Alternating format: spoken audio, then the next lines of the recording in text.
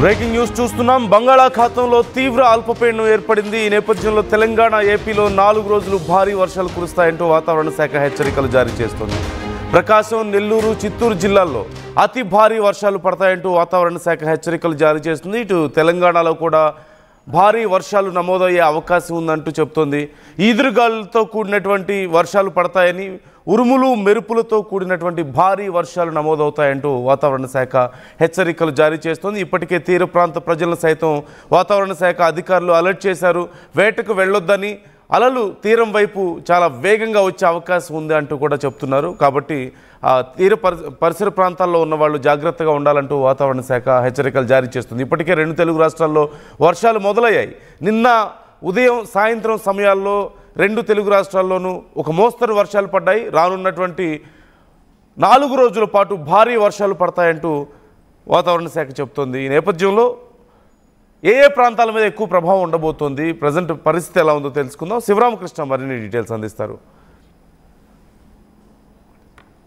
నైరుతి బంగాళాఖాతంలో ఏర్పడిన అల్పపీడనం, దాని ప్రభావం రానున్న రోజుల్లో తెలుగు రాష్ట్రాల్లో వర్షాలు ఏ విధంగా ఉండబోతున్నాయి, ఎక్కడెక్కడ ఏ విధంగా ఉండబోతుందని చెప్పి విశాఖ వాతావరణ కేంద్ర అధికారి జగన్నాథ్ కుమార్ గారు మనతో పాటు ఉన్నారు. సార్ చెప్పండి, ఈ అల్పపీడనం ఏ విధంగా ఉండబోతుంది, రానున్న రోజుల్లో వర్ష ప్రభావం ఏ విధంగా ఉంటుంది? నిన్న ఆగ్నేయ మరియు దానికి ఆనుకొని ఉన్న నైరుతి బంగాళాఖాతంలో ఉన్న ఉపరితల ఆవర్తనం ఈరోజు ఉదయానికి నైరుతి బంగాళాఖాతంలో అల్పపీడనంగా పరిణామం చెందింది. ఇది ఇప్పుడు ప్రస్తుతానికి నైరుతి బంగాళాఖాతంలోనే సుస్పష్ట అల్పపీడనంగా కొనసాగుతుంది. దీనికి అనుబంధంగా 7.6 కిలోమీటర్ల ఎత్తు వరకు ఉపరితల ఆవర్తనం ఉన్నది. ఇక రాబోయే 24 గంటల్లో అది పశ్చిమ వాయుదిశలో పయనించి రేపు మధ్యాహ్నానికి వాయుగుండంగా కేంద్రీకృతమయ్యే అవకాశం ఉంది.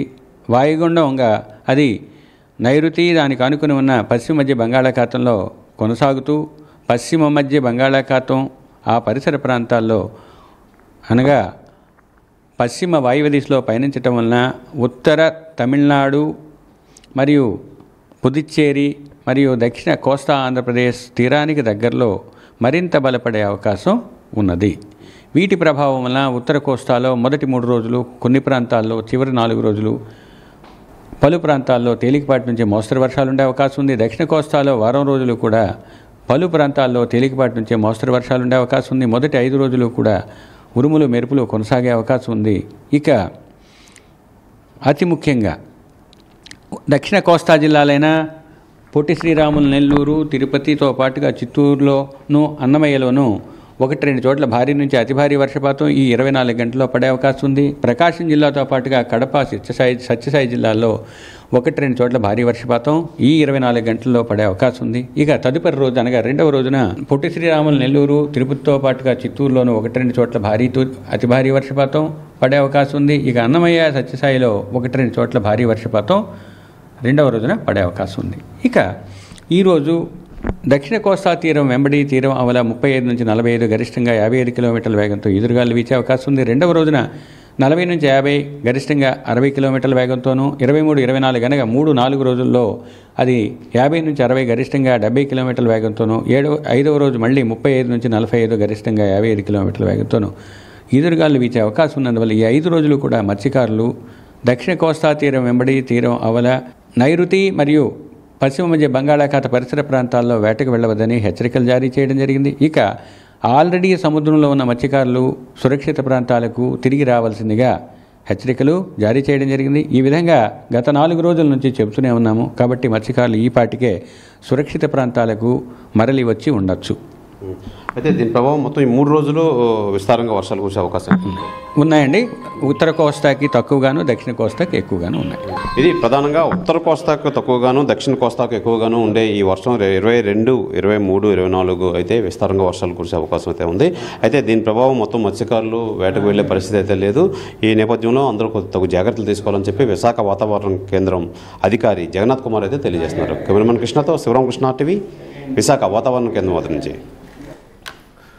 ఉత్తర కోస్తా కొంచెం తక్కువగాను, దక్షిణ కోస్తాకి ఎక్కువగాను వర్షాలు ఉండబోతున్నాయి అంటున్నారు. ముఖ్యంగా ప్రకాశం, నెల్లూరు, చిత్తూరు జిల్లాల్లో అతి భారీ వర్షాలు ఉండబోతున్నాయి. తీర ప్రాంత ప్రజలు మాత్రం జాగ్రత్తగా ఉండండి అంటున్నారు. సుమారుగా 35 నుంచి 50 కిలోమీటర్ల వేగంతో ఈదురుగాలు వీచే అవకాశం ఉంది అంటున్నారు.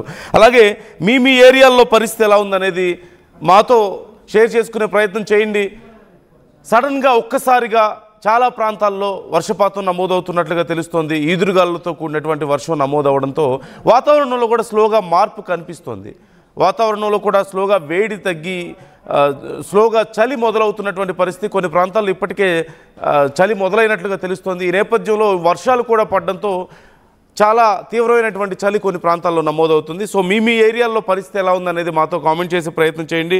ఆర్టీవీ అడిగినటువంటి ప్రశ్నకు మీ ఏరియాలో వర్షం ఉన్నా లేకున్నా మీ పరిస్థితిని మాకు కామెంట్ చేసే ప్రయత్నం చేయండి అన్నప్పుడు చాలామంది కామెంట్ చేసే ప్రయత్నం చేస్తున్నారు.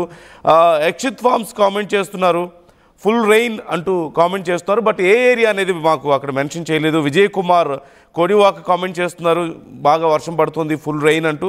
ఏ ఏరియా నుంచి మీరు మెసేజ్ చేస్తున్నారనేది కూడా కామెంట్ చేసే ప్రయత్నం చేయండి. అలాగే రాయలు కామెంట్ చేస్తున్నారు, హెవీ రెయిన్ ఇన్ తిరుపతిలో భారీ వర్షం పడుతుంది అంటున్నారు. సహజంగానే తిరుపతిలో కొంచెం వర్షపాతం ఎక్కువగా ఉంటుంది, మనందరికీ తెలిసిందే. ఈ నేపథ్యంలో ఈ అల్పపీడనం కారణంగా వాయుగుండంగా మారి భారీ వర్షాలు పడబోతున్నాయి అంటున్నారు. తిరుపతిలో సైతం భారీ వర్షాలు పడే అవకాశం ఉంది. చిత్తూరు, ప్రకాశం, నెల్లూరు, చిత్తూరు జిల్లాల్లో అతి భారీ వర్షాలు ఉంటాయి కాబట్టి ఖచ్చితంగా తిరుపతిలో దీని ప్రభావం ఎక్కువగా ఉండబోతోంది. ఇక ఈ నేపథ్యంలో వాతావరణ శాఖ అధికారులు జాగ్రత్తలు తీసుకోవాలంటూ సూచిస్తున్నారు. మరొకరు కామెంట్ చేస్తున్నారు, రఘు తమ్మన్ కామెంట్ చేస్తున్నారు, శ్రీకాళహస్తిలో ఫుల్ రెయిన్ అంటూ కామెంట్ చేస్తున్నారు. శ్రీకాళహస్తిలో రెయిన్ ఉంది, అలాగే తిరుపతిలో రెయిన్ ఉంది. మరోవైపు హైదరాబాద్లో సైతం చాలా ప్రాంతాల్లో నిన్న సాయంత్రం అలాగే రాత్రి వరకు కూడా వర్షం పడింది. ఇప్పటికీ కూడా కొన్ని ప్రాంతాల్లో కొంత మేఘావృతమై ఉంది. వాతావరణం అంతా కూడా చాలా క్లౌడీగా అనిపిస్తుంది. ఏ క్షణంలో వర్షం పడుతుందో తెలియని పరిస్థితి. మరోవైపు తెలంగాణలో సైతం చాలా ప్రాంతాల్లో వర్షం పడే అవకాశం ఉంది.